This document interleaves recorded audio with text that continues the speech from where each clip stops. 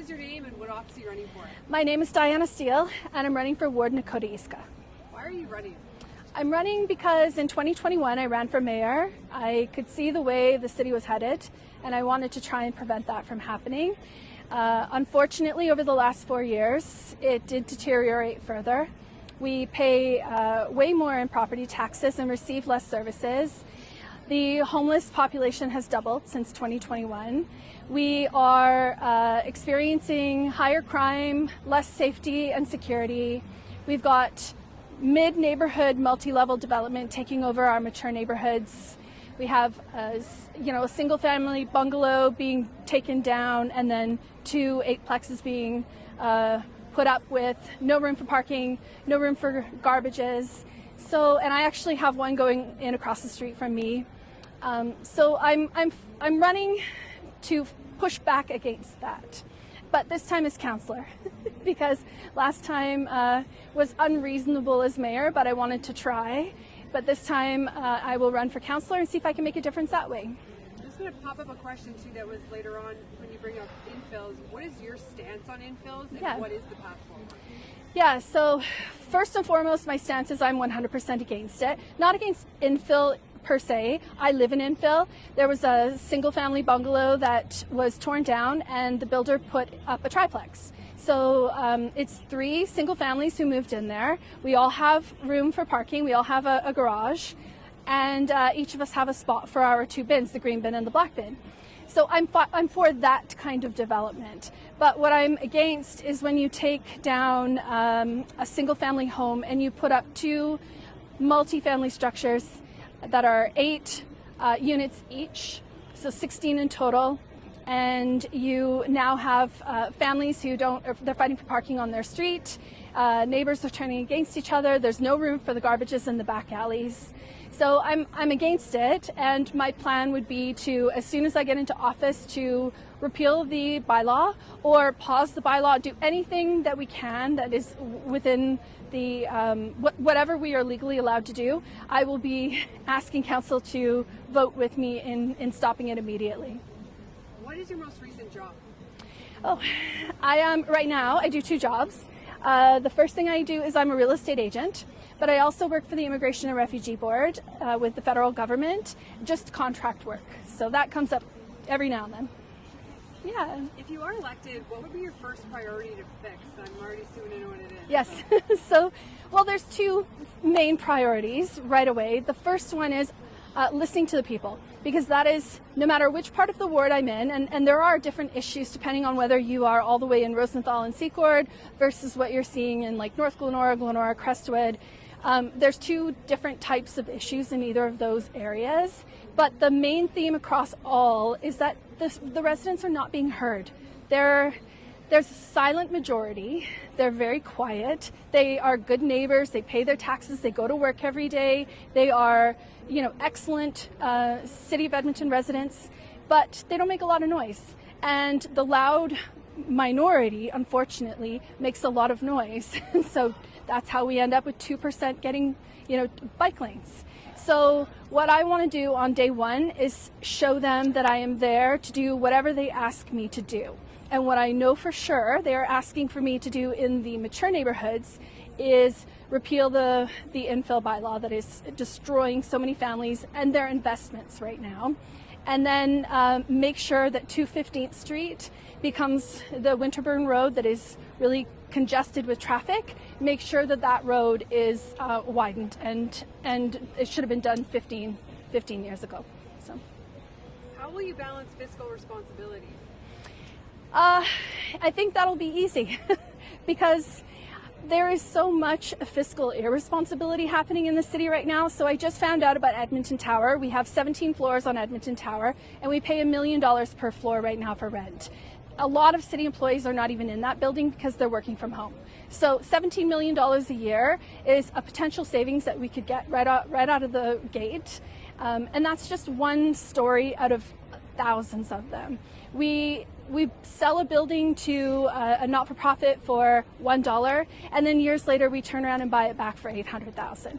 So there's so many stories where if we do zero-based budgeting and we just scrap everything and we build the budget up from the bottom and we make people justify exactly why we're giving them money, we will find savings right away.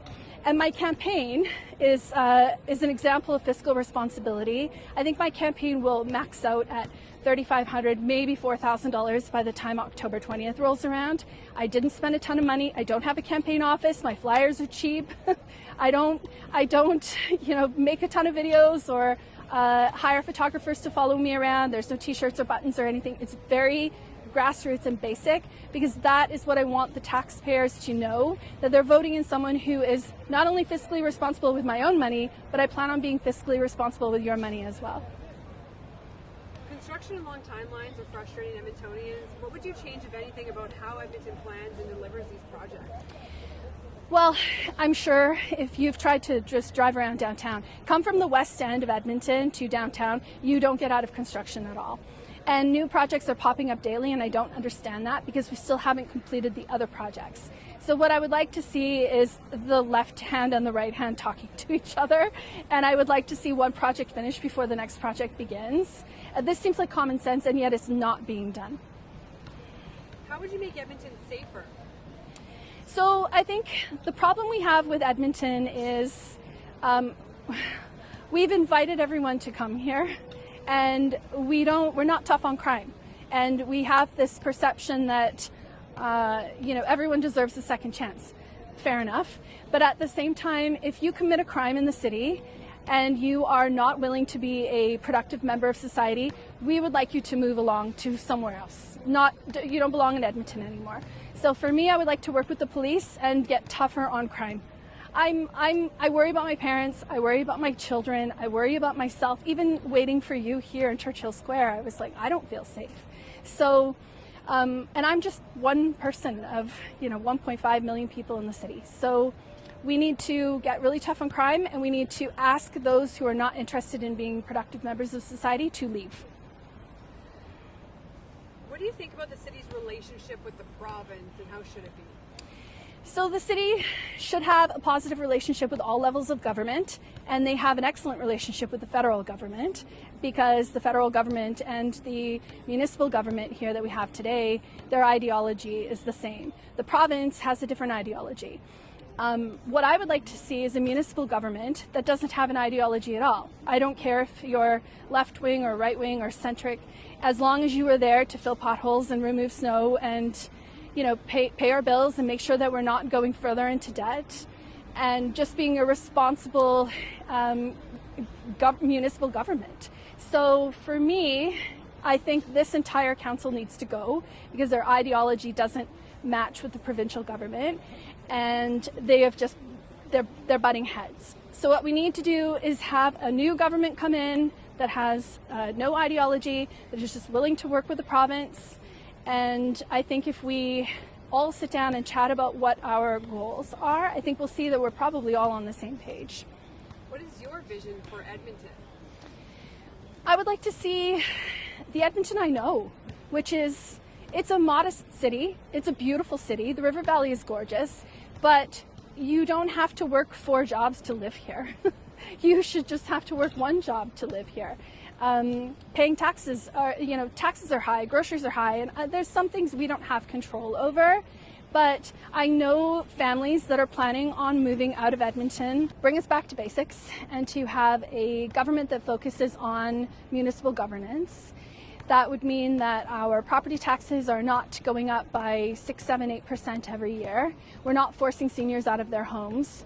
We don't have individuals who are driving home from work, their commute doubling or tripling, and then ending up driving to their house through multiple levels of construction only to get to their home to fight for a parking spot, and then go into their home and have to listen to construction until 10 o'clock at night. So I would like us, and also feeling unsafe when they walk. They don't take transit, they don't go outside at night unless they're with another person or a dog.